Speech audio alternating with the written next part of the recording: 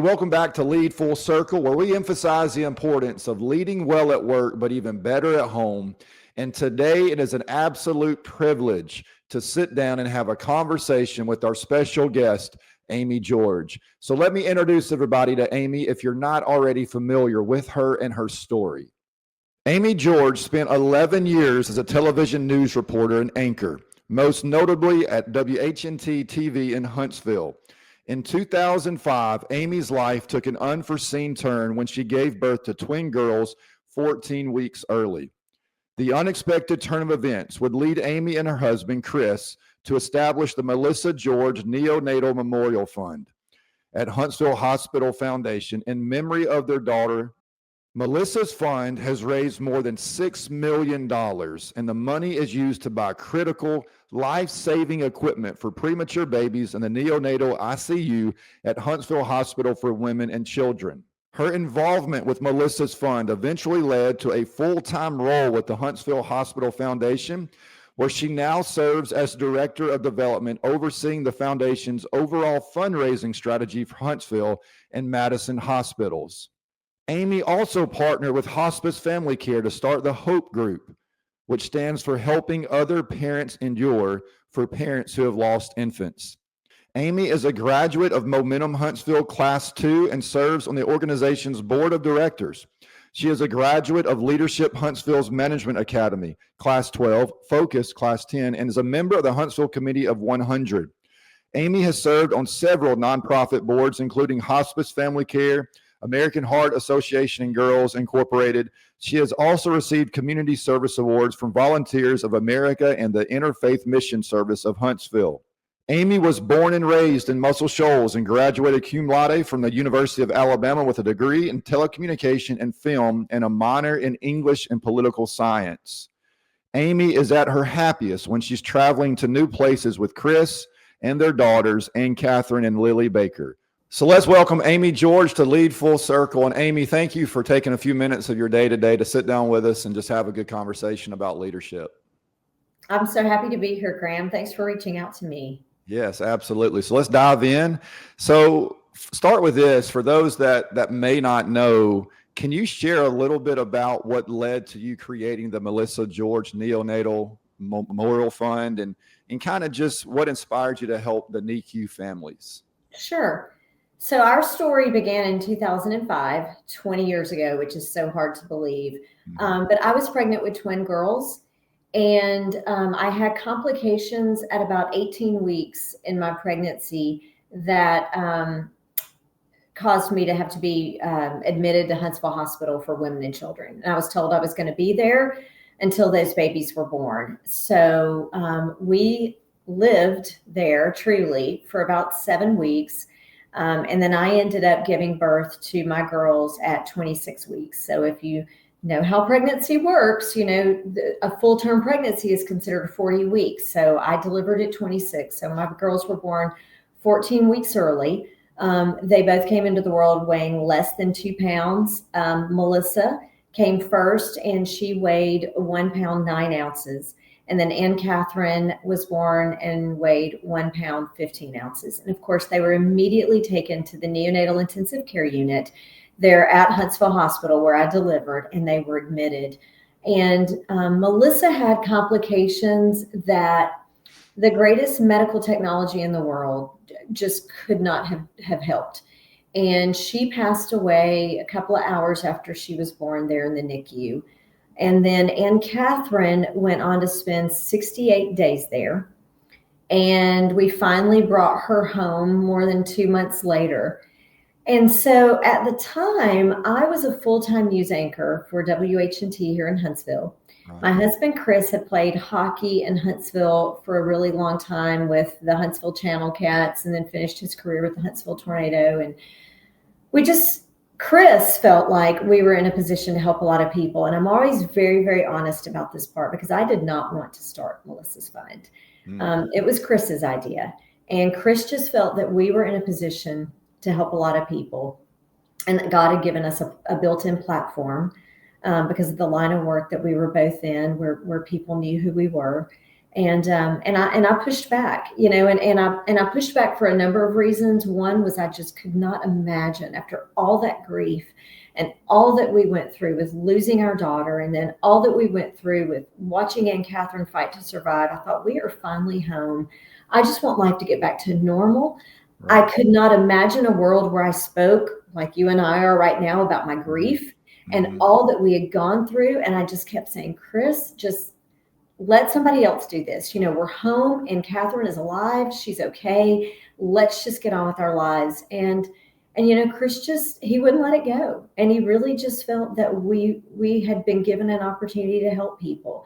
And, Graham, I finally just prayed about it. And I said, Lord, if this is what you want for our life, then you have to take over and do this, because I cannot. And when I prayed that prayer, I just felt such a peace about it. And so that's why Chris and I started Melissa's Fund. But, I'm always really honest about it, because, I didn't jump into it going, okay, now let's use this and help a lot of people. Right. It was a really hard decision for me to make for a lot of reasons. But that's how it all began. Yeah, that's amazing. And it's almost like you learned your why, through that tough, difficult season of life of starting Melissa's Fund. So that's kind of my next question. When you think about your why and what you do every day, what keeps you connected to the mission after all these years? And that is such an interesting question, because it can be hard 20 years into something to Right. still be passionate about it and still, be able to find your why. And I think for me, our why has always been so closely tied into what we went through.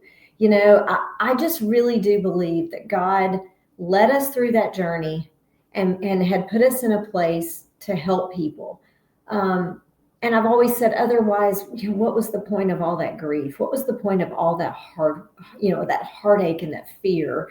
I used to think, this is interesting, Graham. I was that kid when I was in middle school. I knew what I wanted to do with my life. I knew I wanted to be a TV news anchor.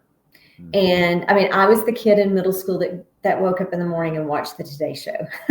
Like, that is no lie. And I used to think that is my purpose. Like, I'm going to go to school, I'm going to major in this, and I'm going to be a TV news reporter. And that's what I want to do.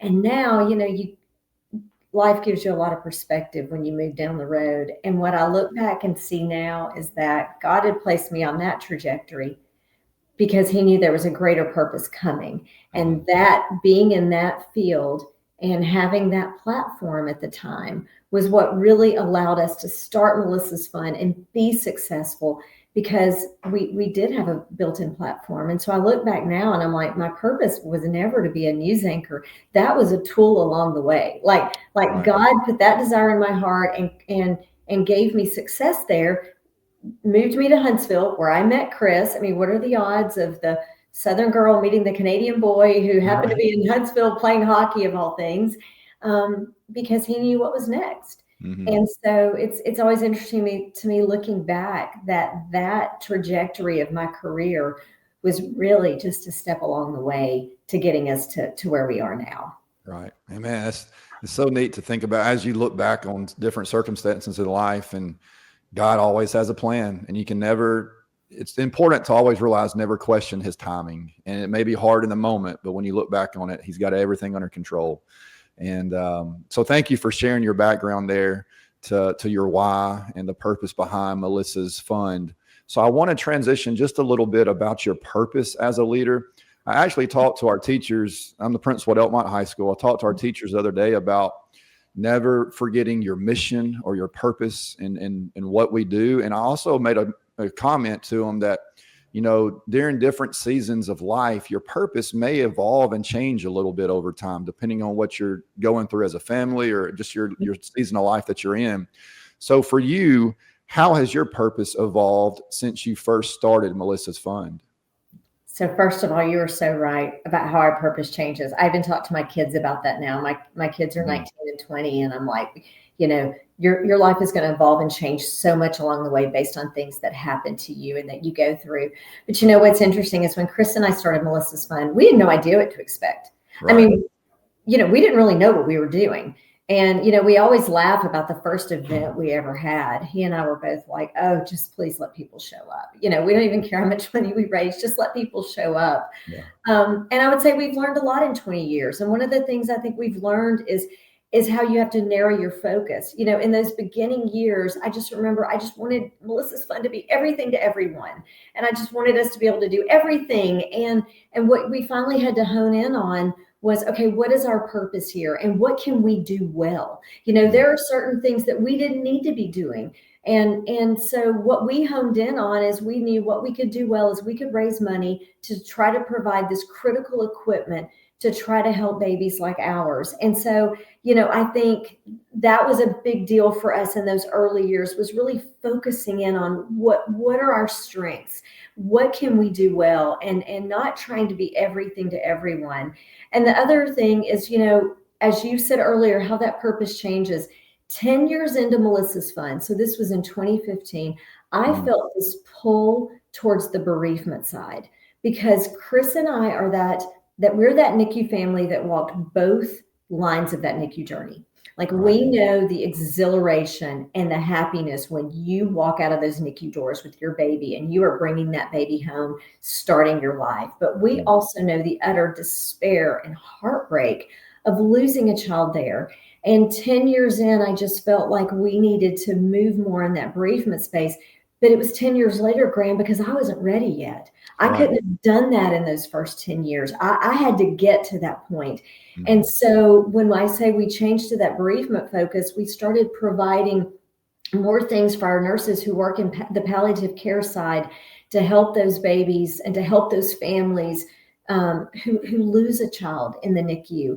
And we, about, 2017, 2018, I took that a little deeper and started a support group for families called the Hope Group, and that stands for Helping Other Parents Endure, where we just took it a step further of meeting with those families monthly and trying to walk them through, because Chris and I felt like enough time had passed of us walking through our grief that we could be helpful to families who were now, you know, walking towards their grief. So yes, I think that's been the most interesting thing over these 20 years is, yes, watching it evolve, because you get to a different place where you're able to give different things. And I think that's what we've been able to see. Yeah, that's so incredible. And so my next question ties into that a little bit, but almost a little bit of a different angle. So as you just said, you work with families who go through very difficult times, hardships as a family, and you're very intentional on helping those families. But I'm also curious of how do you stay encouraged as you're dealing with a lot of those moments, and also the people you work with and even the nurses and the doctors in those moments? Are there things that you do or have in place just to continue to inspire them and give them hope through those challenging days? So I'm a firm believer that it is hard to have, unless you have walked the road someone has walked.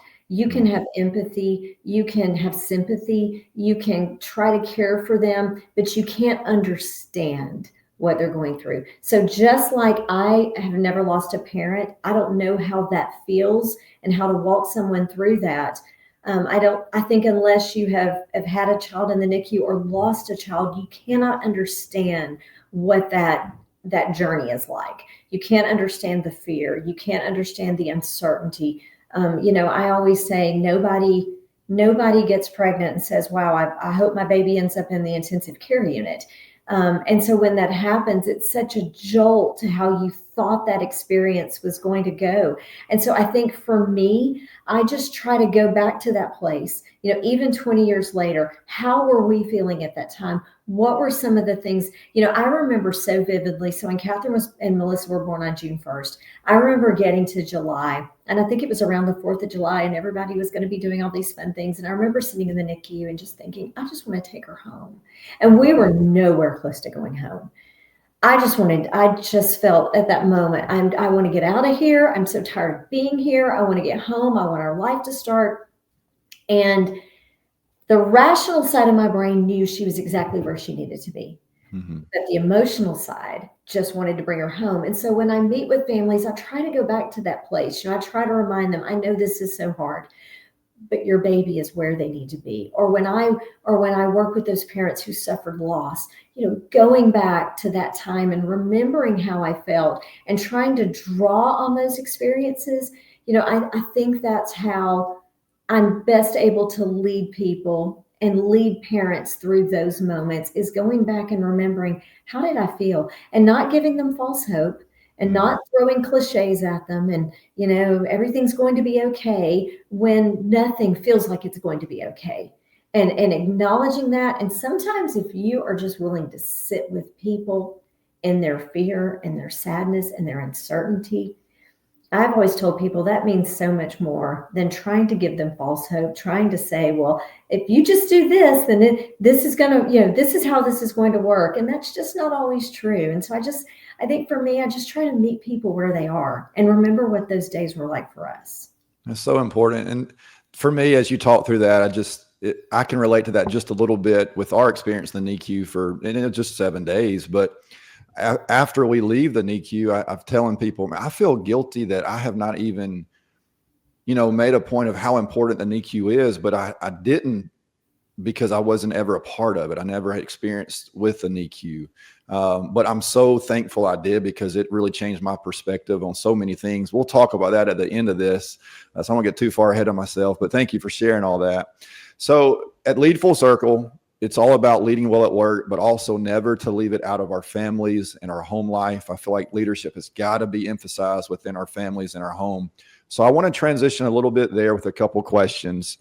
So the first question with this: what lessons from motherhood can you take and apply to your leadership style, whether it's your perspective, persistence, patience, whatever that looks like? What are some things there that comes to your mind? First of all, I loved when you reached out to me to do this podcast. I thought it was really going to be more about Melissa's Fund. And when you and I began talking and you sent me some of the things you wanted to talk about, I loved that you were asking these questions about how motherhood ties into this, because I think it is so important. Being a mom is my greatest accomplishment, right, bar none, over everything else that I've ever been able to accomplish in my life. And, it shapes everything. It just shapes everything of how I do things. Number one, I think it helps me relate to those families who are in the hospital, because again, I can go back and I can put myself there. The other part of that is, I have 2 daughters on this earth who are now young adults.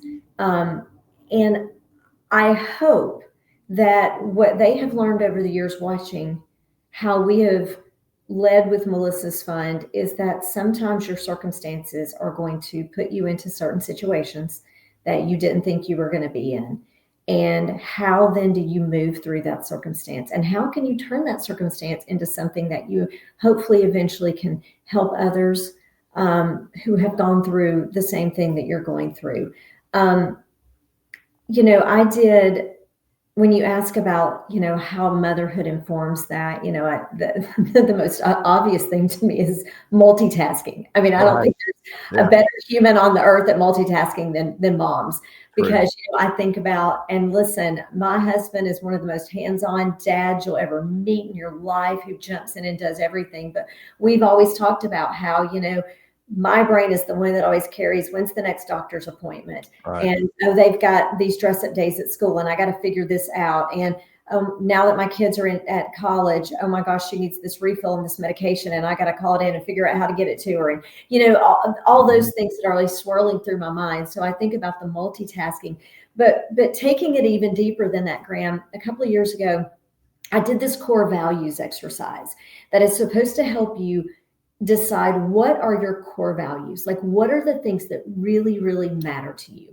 Mm-hmm. And when I did that exercise, and you end up with 3, and my 3 were family, legacy, and integrity. Mm. And when I learned that then shaped everything for me. And so, everything that I do, I ask, first of all, how does this affect my family? How is this decision going to affect my family, my husband and my children? The second is, what kind of legacy will this decision leave behind? And the third is, am I leading with integrity, or am I compromising my integrity? And what I have found for me, because those are my three things, that if I examine those three things when I am leading, then I know that I'm going to always move in the right direction, because those are the things that matter to me. Right. And so, I just think for me, it's leading with honor. It's leading with integrity. Our kids are always watching. That's And right. they see us at our worst and they see us at our best. Yeah. And what I've always hoped, I think what motherhood has also taught me is tomorrow's a new day.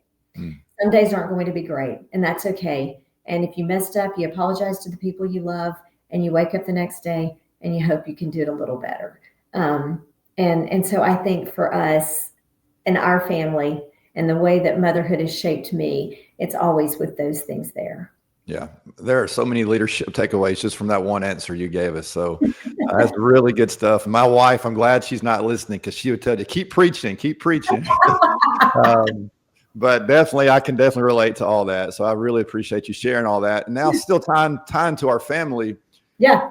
How do you stay intentional about making time for your family, even with a very driven mission with Melissa's Fund? And I know you travel a lot and work can be busy, but how do you make sure you don't overlook your family and you're very intentional about that time with them? Yeah. So for me, it's always been about setting boundaries. And I think you have to decide, what are your non-negotiables?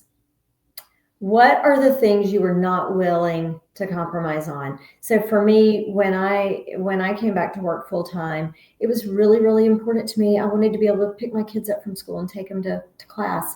And I was really lucky that I had the kind of job, because I know not every job offers that kind of flexibility. But as long as I was able to get my work done, I could pick my kids up and I could take them to dance, or I could take them to volleyball, or whatever.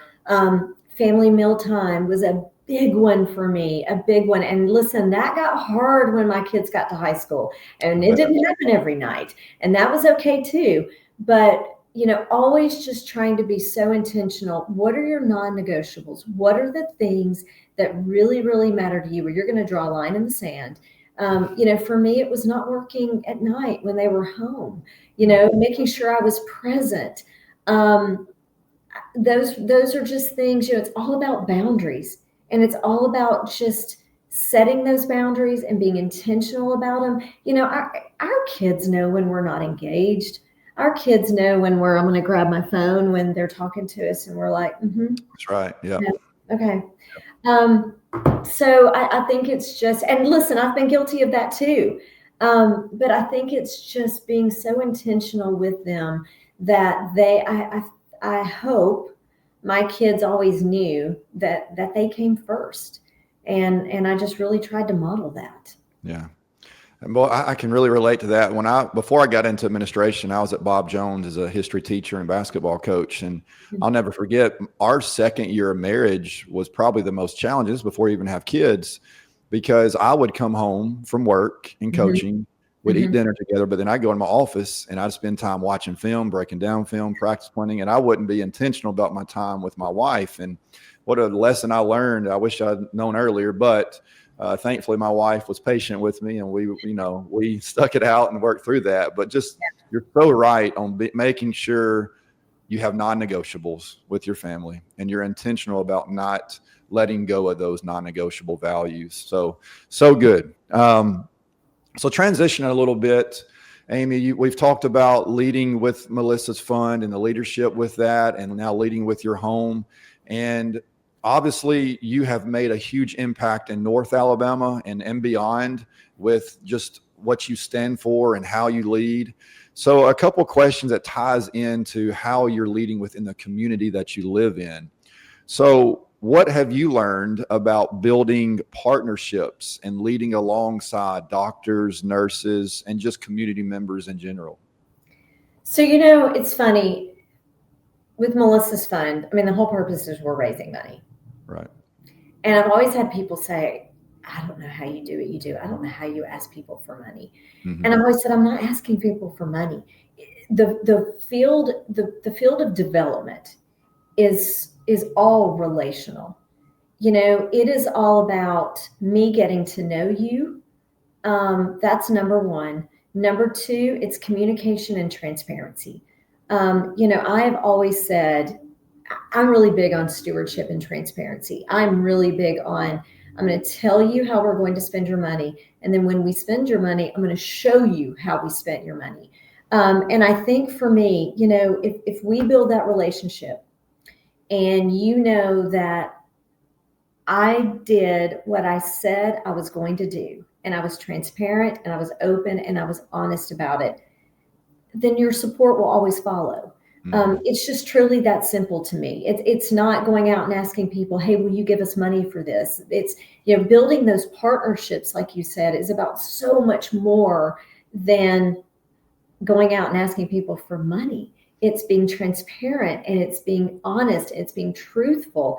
And when you work in a field like I do, and I don't just raise money for Melissa's fund. My role here at Huntsville Hospital Foundation is, we raise money for the entire hospital. Right. And so it's being so transparent with people when you sit down with them and ask them to support a certain area of the hospital and a certain cause, and then doing what you said you were going to do. I think that's important to people, and that's important to me. And that's how I've always built those partnerships. Mm-hmm. So this next question, just tying into leadership in general, I'm interested to hear your answer for this. What's been one of the most proudest leadership moments, and maybe something that just reminded of why you do what you do is important, and just talk to us about that. What's interesting about this, I think my answer might be a little different than what you're expecting. Instead of it being this big moment where, I led something and this turned out, when I thought about this question, what I went back to was those early days of Melissa's Fund, when I kept saying no to Chris. No, not going to do this. No, no, no, no. And when I finally said yes, everything changed. And I think, Graham, in leadership, we never think we're qualified.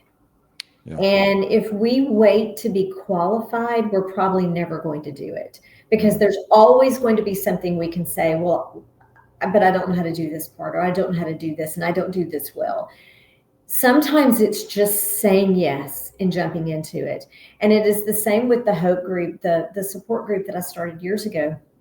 How that came about was I would get these phone calls all the time from these families who had come into the hospital, and they'd come in to deliver and something went wrong and they lost their baby, and then they were discharged and they were just like, what do I do now? And I kept meeting with family after family after family, because they knew about me. So they would call me and I would go meet with them. And I just felt like, man, there's no safety net out there for these families. They come in and they suffer this traumatic loss, and then they're discharged and they don't know what they're supposed to do next. And women grieve differently from men. The way I grieved was so differently than the way Chris grieved. And there are just so many parts to that. And so I went to my friends at Hospice Family Care, and I said, hey, this is a need that I'm seeing in the community. This is a void that I'm seeing. And I really think that you guys need to do something about that and start some kind of group for these parents. And they said, yeah, you're right.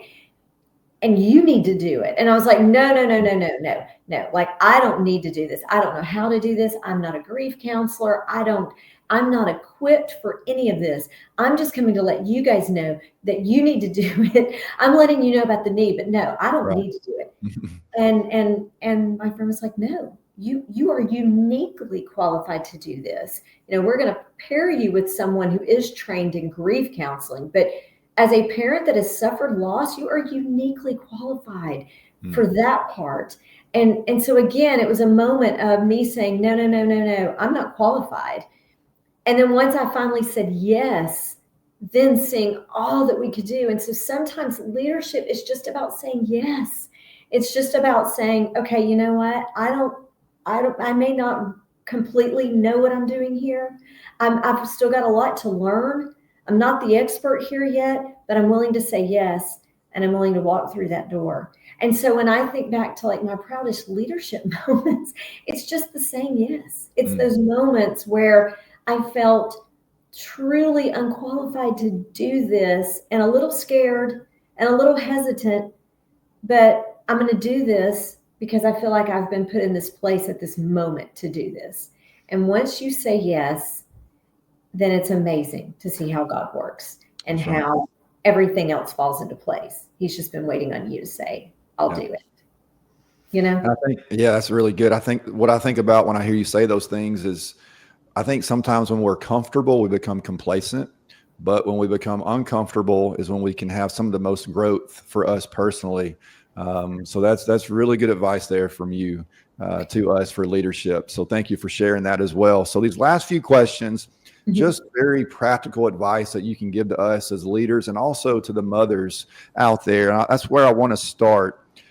What advice? What advice would you give to young moms who are trying to balance being a parent, but also pursuing a career?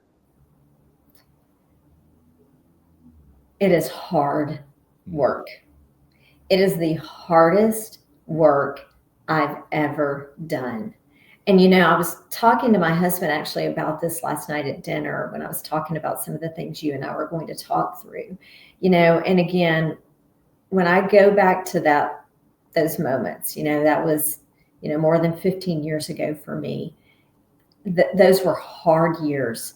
mm, And when I started doing grief support, I adopted this phrase that I use all the time. And my kids have heard me use it 100 times. The families I work with have heard me use it 100 times. And it's simply this: give yourself grace. And what I mean by that is giving yourself grace in the moments where life is hard and you feel like you failed. You just feel like you're failing miserably at all of it. Give yourself grace. You are doing the best that you can. Some days are going to be ugly. Some days are going to be hard. Some days you are going to go to bed and think, I didn't really do any of this well today. And that's okay. Tomorrow is a new day. Um, Knowing that there are parts of yourself that you can try to do better. And also knowing that life's just hard. And you throw little kids into the mix, and man, I mean, listen, kids are wonderful. It's my greatest accomplishment. But man, those years when my girls were young, my mm. kids are only 17 months apart. And some days I didn't know if I was coming or going. So, I just say to these young moms all the time, and I do in our office too, give yourself grace. Don't beat yourself up for the moments that maybe you didn't show up as your best self. Apologize where you need to, and just know that every day is going to be another day. And I'll add this too, Graham, because I think it's important to say, a lot of one of the things we learned out of COVID, as awful as COVID was we did learn that in some jobs we can work flexibly. I've been lucky enough to have one of those. And that's given me a lot of leeway with being a mom. But I also want to say this: not all jobs do, and sometimes it's hard. And I did reach a point when my kids were little. My husband had a really crazy job. He left really early in the morning, and never, he didn't have like a true end time, because things happened and things shifted, and sometimes we were scurrying with the kids because I worked full time, and something would come up and I needed him to pick him up, and he's like, well, I can't pick him up today, I've got this. And I'm like, well, I can't either. And we were in a tailspin, and I eventually did have to walk away from the workforce for a few years because that was what was in my family's best interest, I realized. And that was really hard for me. I kind of felt like I'd failed a little. I'd gone to school and I'd gotten this degree and I wanted to be able to use it. And then I became a mom, and I was having trouble doing both. And knowing that that's okay too. I freelanced for a while, and then when the time was right, I came right back into the workforce and integrated back in and was able to do that. So that's the other thing that I want to say is every woman's trajectory is different, and yours doesn't necessarily have to look like your friends or the person across the street or that lady that you go to church with. Everybody's is different, and it's finding what is right for your family and what works best for you, and just giving yourself grace to know that you are going to figure it out and do it. And that it just may look different. You know, that's really big for me because I think we get so caught up in comparison, and we also think everybody, you know, the one thing that social media has made us think is that everybody's just got it together. And we watch these Instagram reels of these moms and they're just doing it all. And no, they're not. Right. Like they have meltdowns at their house too. You know, they've got kids Yep. used to eat their vegetables, and that bath time is an absolute nightmare over there too. They just didn't put that on social media. And so I think just being real and just remembering that those days are hard, and we're all just doing the best that we can. Just give yourself grace. Yeah, so good advice, and that's so relevant to the world we live in. So I always want to ask our guests this one question. I think it's so good to hear just the answers that can come from this. What's one leadership principle that you hope your kids get from you as they watch you lead? Oh, I like that. So a few years ago, I went through this leadership course that's designed specifically for female leaders, and it was just wonderful. It's called Momentum. It's an organization out of Birmingham, and I believe in it so much that I serve on their board of directors now. But as I did that, one of our exercises was really learning what your leadership style was. And so for me, I learned that mine is the 3 C's of leadership, and it's leading with courage, compassion, and confidence. And those are very important to me. And the courage part is just, again, what we said earlier, you are not completely qualified to do any of this, but having the courage to say yes and take that leap. Number 2, leading with confidence. You know, I think so much of how people respond to you is, do you lead with confidence? Do you lead that you know what you're doing? And then the third, which is the most important to me, is leading with compassion. And more than anything, I hope what my girls have seen from me growing up, watching me lead in different ways, whether it's at work or in the community, I hope they have watched me lead with compassion. You know, if you meet people where they are and you have compassion for their circumstances, compassion for where they're coming from, their background and how they got to here may be completely different than yours, but leading with compassion is so important to me. So those are my 3 C's. And that's what I build everything around in my leadership style and my leadership principles. And I hope that that's something my kids have seen. My youngest, who's 19, she and I actually have this phrase that I've always said to her. She was a competition dancer, and she actually dances at the university now. And before she would always go out and dance, I would just say courage and confidence. And that was and she'd say it back to me, courage and confidence. Go out there, have courage to put yourself on a stage and to try something that maybe nobody else would be willing to do. And number 1, do it with confidence. Yeah. And then I added that compassion to my leadership style. And so I hope that's what my kids have seen. And I hope when they go into the world, I hope that's how they lead too.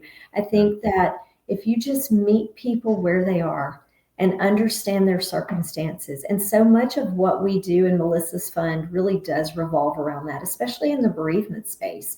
You know, everybody's circumstances are different. Nobody walks into that room with the same experience that you had. And it's understanding that and meeting people where they are and serving them like that. Yeah, it's good. Really good advice there. And I want to end with a question in today's interview with a question about the NICU specifically. We started more talking about the NICU, and I want to end there.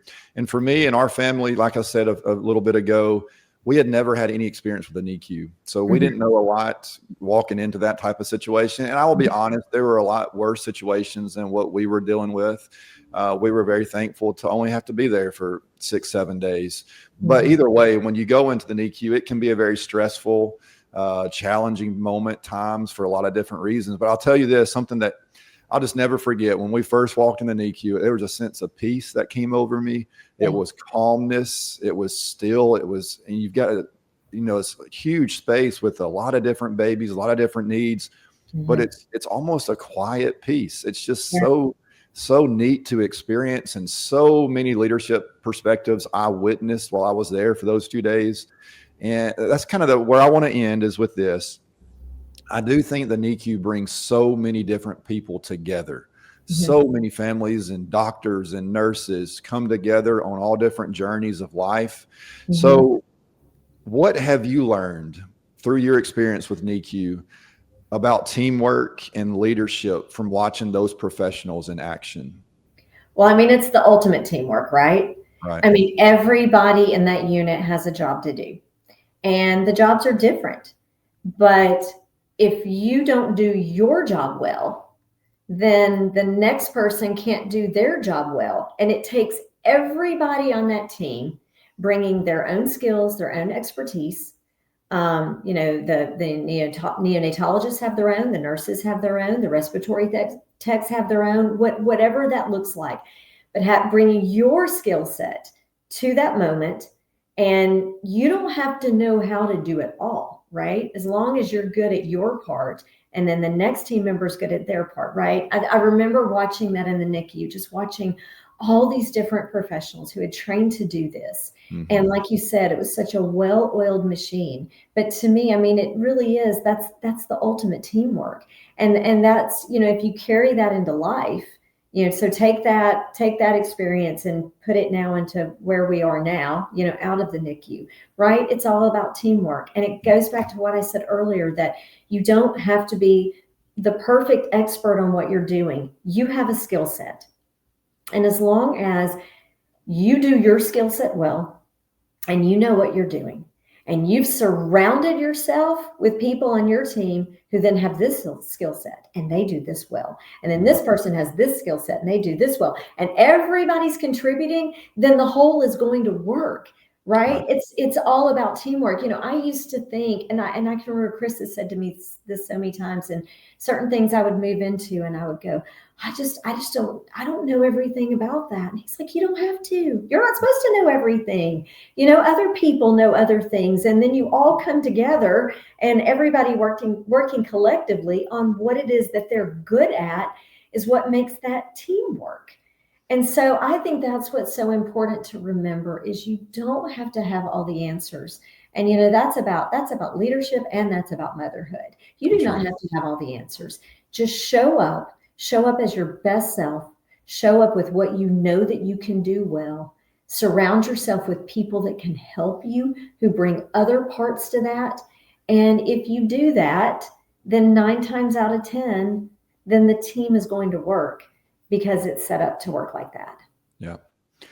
Well, this has been one of the best leadership conversations I've had. And Amy, I appreciate you so much for taking time out of your day and just talking leadership with us from all different perspectives of life. And I cannot thank you enough for joining us here at Lead Full Circle.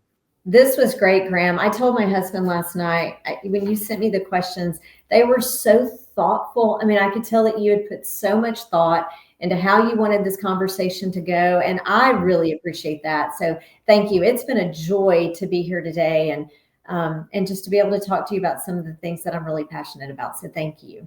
As we end this episode, I just want to say to Amy George one more time, thank you so much for taking time to sit down with us and talk through leadership from your perspective, through your journey in life.